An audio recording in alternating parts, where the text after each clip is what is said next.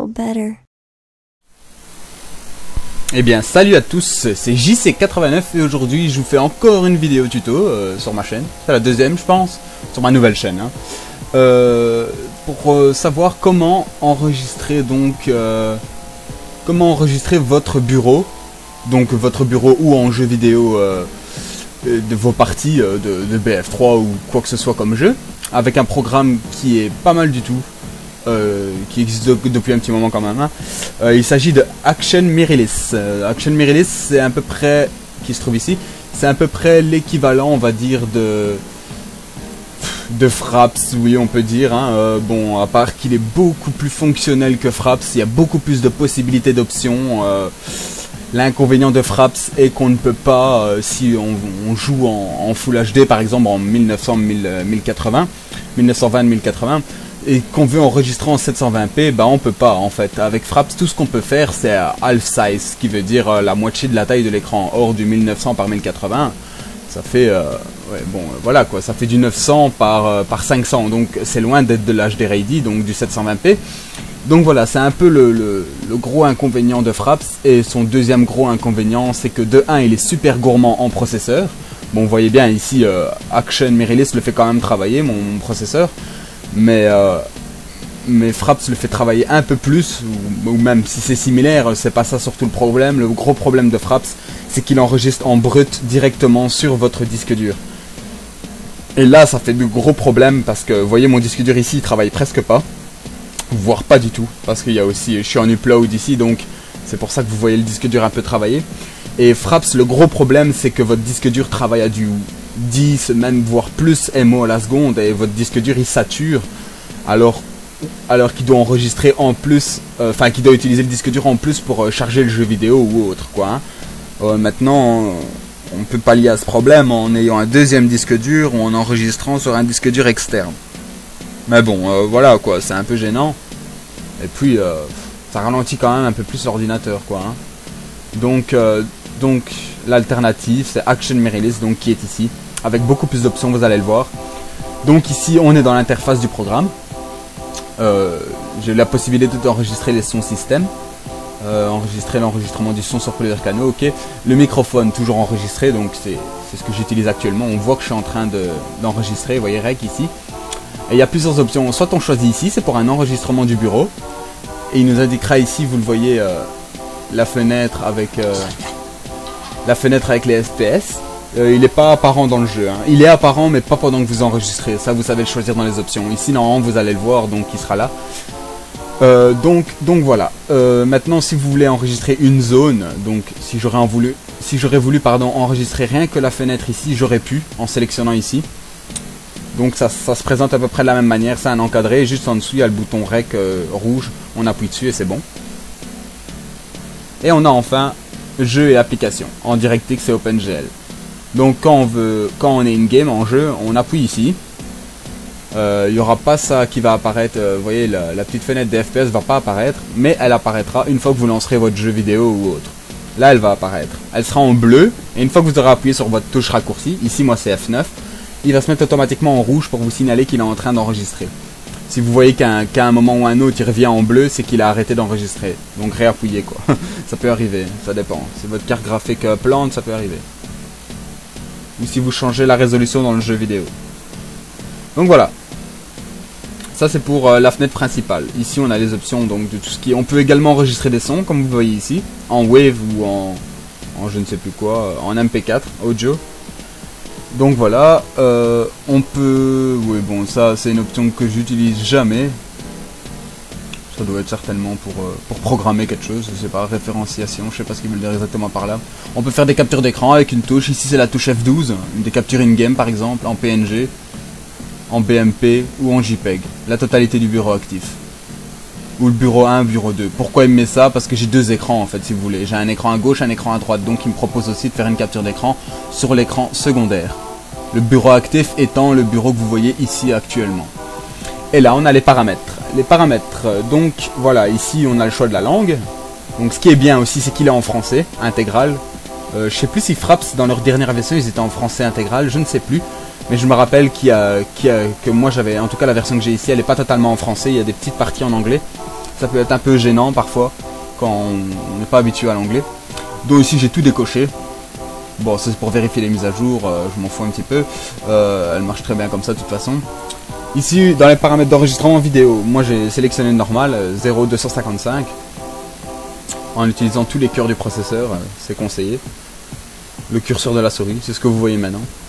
Le son, gros plus par rapport à Fraps. On peut choisir le volume du son système. On sait peut-être le faire dans Fraps, si c'est le cas, excusez-moi, mais en tout cas je suis pas au courant. Pour moi, je pense pas qu'on sache le faire, parce que j'ai déjà cherché, j'ai pas trouvé. Donc voilà, ici on peut enregistrer le son système. Donc vous voyez, le son système est réglé sur 30 et le microphone est réglé sur 70. Parce que mon microphone n'est pas vraiment sensible, donc j'enregistre à 70 pour que le microphone prenne le dessus si jamais il y a une musique en fond ou autre. Ici, on va choisir l'emplacement de l'HUD. L'HUD, c'est ce que vous voyez ici actuellement. Ne pas l'enregistrer à l'HUD dans les jeux et applications. Durant l'enregistrement du bureau. Si je le coche, je ne le verrai plus ici. Tout simplement. Et là, c'est les paramètres d'exportation. L'exportation, c'est quand vous allez, donc, ça je vais vous l'expliquer après si vous le voulez. Là, je n'ai pas encore de fichier, je vais vous le montrer après avec celui que je suis en train d'enregistrer maintenant. Donc voilà, et ici c'est les keys, donc tout ce qui est raccourci clavier et tout ça. Donc l'enregistrement vidéo, j'ai choisi F9. Vous voyez, on sait tout choisir ici. Donc voilà. J'ai fait le tour des options déjà. Et je vais vous montrer un peu comment ça se passe quand on veut exporter une vidéo une fois qu'elle est terminée. A tout de suite. Voilà, on se retrouve tout de suite ici maintenant. Vous voyez, tantôt il n'y avait rien ici. Maintenant il y a la vidéo que j'ai fait devant vous. Vous voyez, en 30 fps, en 1920-1080. Excusez-moi, j'ai oublié de vous le montrer tout à l'heure. Mais on sait choisir ici, hein. Ok. Voilà, on sait choisir les frames par seconde. Ok, moi je choisis 30, on sait aller jusqu'à 60. Donc voilà, une fois qu'on a ça, une fois qu'on a sa vidéo, on appuie ici sur exporter dans le répertoire de destination. Et ici on a une petite fenêtre qui s'affiche. Et c'est ça l'avantage justement de Action Mirrorless. C'est pour ça qu'il n'est pas trop gourmand pendant que vous enregistrez. C'est parce qu'il enregistre en un point FIC. C'est un point propre au programme, vous voyez, point FIC ici. Et après c'est nous-mêmes qui devons l'exporter dans la qualité voulue. On peut mettre en normal. Pour les jeux vidéo c'est largement suffisant. Haute, on peut mettre également pour la finition des écritures sur le bureau ou quoi.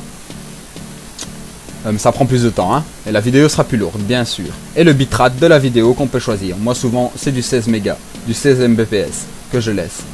La piste sonore, je la touche jamais. Et je laisse le son en stéréo. Il nous donne une approximation. Ouais. Désolé. Une approximation de la taille du fichier qu'il fera à la sortie. Bon, c'est jamais vraiment très représentatif. En général, la vidéo sortie fait moins. Et quand vous avez choisi vos paramètres, vous appuyez sur Start, tout simplement. Ici, vous aurez une miniature de l'avancement en vignette. Donc, l'avancement en direct de l'avancement de la conversion de la vidéo. Et une fois qu'il a terminé, il enregistre le fichier. Et après, il y a un gros V ici, vert. Et il fait écrit exportation terminée. Vous appuyez sur OK ici. Ou alors, vous pouvez fermer directement. Et ensuite vous fermez le programme ou vous le rapetissez pour qu'il aille ici. Et votre fichier enregistré sera... il n'est pas ici, ouais zut, je l'ai pas converti, c'est juste, mais vous voyez le fichier FIC est ici. Le fichier FIC est ici, il fait quand même 568 MB pour une durée de 6 minutes. Donc vous voyez, c'est pas trop excessif, malgré que c'est quand même pas mal, hein. En général, si vous faites une vidéo de 45 minutes sur BF3 par exemple, comme moi je fais, ça arrive à 40-45 gigas quoi, hein, ça arrive. Alors, vous inquiétez pas, une fois que vous l'exportez avec le programme, elle fait plus du tout la même taille, elle doit faire dans les 8 ou 9 gigas si vous enregistrez en Full HD. Ensuite, moi je retouche avec Vegas Pro. Vegas Pro garde plus ou moins le même format de compression, ça change pas des masses. Donc voilà, ici je vous ai montré ici Action Mirrorless. Je vous ai peut-être fait découvrir le programme ou je vous ai expliqué comment il fonctionnait et comment le configurer. Il en existe d'autres, hein. Il existe DxTory qui est juste ici, c'est vraiment l'équivalent de Fraps celui-là, à part qu'il est beaucoup plus poussé en option, même plus poussé qu'Action Mirrorless. Il est beaucoup plus poussé, mais ça reste le même système de Fraps, donc à savoir qu'il va enregistrer directement sur votre disque dur. Et en plus, il n'est pas du tout facile d'utilisation.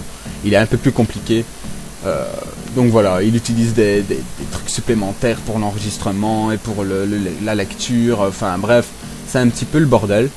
Axel Mireles, il a le mérite d'être très clair, concis et facile d'utilisation.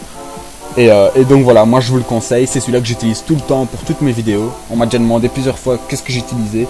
Donc ici j'en profite de faire une vidéo pour un peu montrer comment ça se passe. Parce que j'avais une ancienne chaîne YouTube où j'avais bien plus de vidéos. Et ça marche avec tout, hein. Un émulateur, tout fonctionne du moment que ça utilise vous voyez, le genre de trucs DirectX et tout ça, quoi, OpenGL, tout ça. Donc voilà, je pense que j'ai tout dit, je pense que j'ai rien oublié. Donc voilà, on va se laisser ici. J'espère que cette vidéo vous aura plu. N'hésitez pas à poser des questions si vous en avez, tout simplement. À vous abonner, pourquoi pas, liker si vous aimez, enfin bref. Donc voilà, c'était JC89, je vous remercie d'avoir regardé cette vidéo, et je vous dis à la prochaine, salut!